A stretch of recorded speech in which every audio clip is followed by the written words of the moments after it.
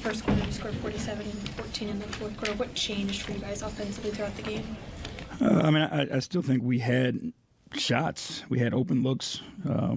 We had layups that we missed. Again, the purpose that we had to play with. But I just think overall, and, tip your hat to them, they played at an intensity and with an effort level that we didn't match. It's that simple. Defensively, we're way better than that. We understand the things that we have to do defensively in order to be successful, and we did not do those things enough tonight. There wasn't enough second, third, fourth efforts tonight. There wasn't enough accepting challenges and defending the guy that's in front of us tonight. So, no way you score 47 points in a quarter, and don't have a larger lead. That's just not a commitment to the defensive end of the floor.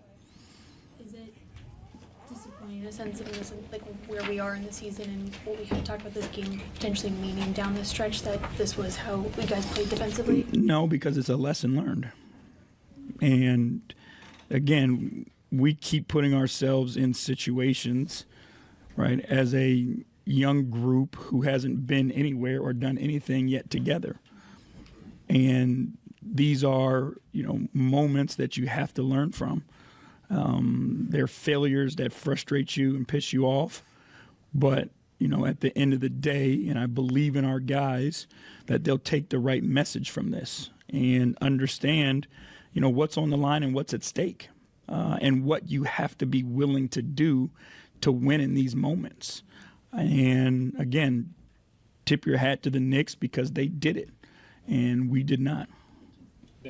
Danny Cunningham yesterday in Cleveland. You guys spent most of the night with Lamar or Dean Wade defending Jalen Brunson. What went into having a bigger body on him? Just that. Trying to put more size on him. Obviously, you miss Isaac on the floor. You miss Jarrett on the floor defensively. But trying to create and put as much size on him as you can. Those guys have proven capable of defending. But we tried it all. We switched on him. We trapped him. Again, give him a ton of credit. He's always been a winner, and he played big in the biggest moment. What went into no Ricky Rubio in the second half tonight? We're just trying to find matchups defensively. When we're playing, I thought Howell did a really good job defensively. So it's hard to play all of those guys if you're going to play, Howell at that position. So I thought Howell did a really good job defensively and wanted to give him an opportunity to play. Daryl Ryder, 92 through the defender. J.B., what made Brunson just so tough for you guys to slow up? The shot making. Again, there's a discipline that you have to have when you play against a guy like that. And I don't think we did and executed the game plan the way that we needed to. He plays to his strong hand, and through pump fakes and footwork, he gets to his spots. And I just don't think we did a good enough job of taking away his strengths. And again, he's a hell of a player who plays big in great big moments. And, he outplayed our execution tonight. Obviously, you didn't have Jared, and that's a big loss inside for you. But just the way they were able to control the boards tonight, how disappointing was that for you that you guys just were not able to really compensate for not having him? Yeah, it's difficult. Without Jarrett, we get small quickly. But there's no excuse for allowing one guy to get 9 offensive rebounds. At some point in time, you muster up and you win the physicality. And we did not tonight. Evan Dano, right down here for the J.B. I know this loss is frustrating, but on a more positive note, this is the first time Dean has made multiple baskets in over a month. Are you looking at that maybe as an opportunity just to help him build his confidence heading towards the postseason a bit? Yeah, Dean, we know what Dean's capable of when he's playing to his potential. And, he has the ability to have a two-way impact. He has the ability to make shots, and he has the ability to guard multiple positions. The more reps he gets, the more comfortable, more confident. I think it's better for the team. And what was the message to your guys after this loss tonight? It was to learn a lesson. And again, it's a hard lesson. It's a frustrating lesson. But there's certain things that you just have to be willing to do in these moments. And, again, they're going to be difficult. They're going to be tough.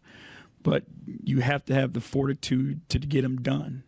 And, again, I just don't think we made enough plays to get it done. And, one of the things that I thought we really struggled with was, letting one play impact the next play. And, again, understanding how important possessions are. Like, you can't afford to have that happen. And I thought that happened to us too many times tonight as well. Nick? Rick Ackerman, Journal.